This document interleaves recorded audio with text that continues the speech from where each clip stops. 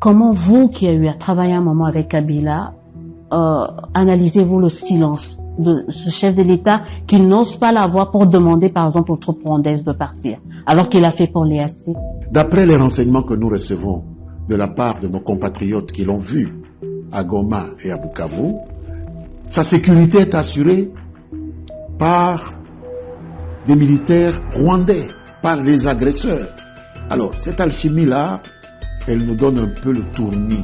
Est-ce que certains peuvent dire il a toujours été des mèches avec le Rwanda ou... Certains le pensent, et les faits semblent leur donner raison.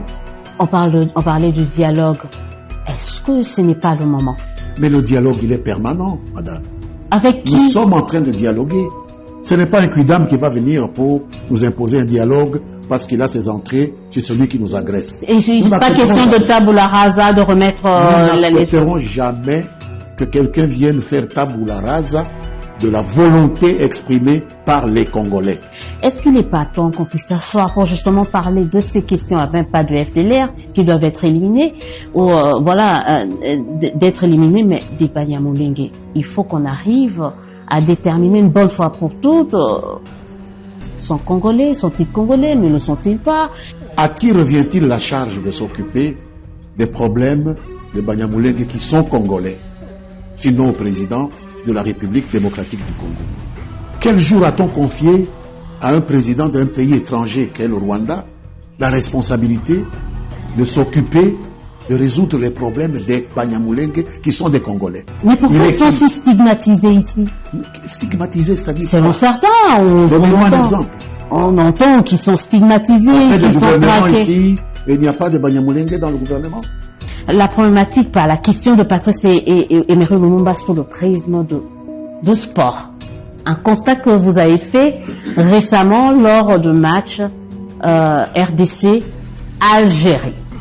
Lumumba était un proche de ceux qui se battaient en Algérie pour la libération de l'Algérie du joug colonial français.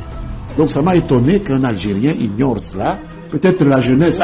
Même nous les Congolais, combien d'entre vous connaissiez cette histoire? Voilà pourquoi il faut et je pense que c'est leur gouvernement, d'après les informations que j'ai eues, qui a tapé du poing sur la table le président Tebboune pour dire vous ne pouvez pas pasticher comme ça un héros de la lutte de libération de l'Afrique. Vous devez demander pardon. Au téléphone, quand on échangeait par rapport à cette émission, vous avez dit on suffoque.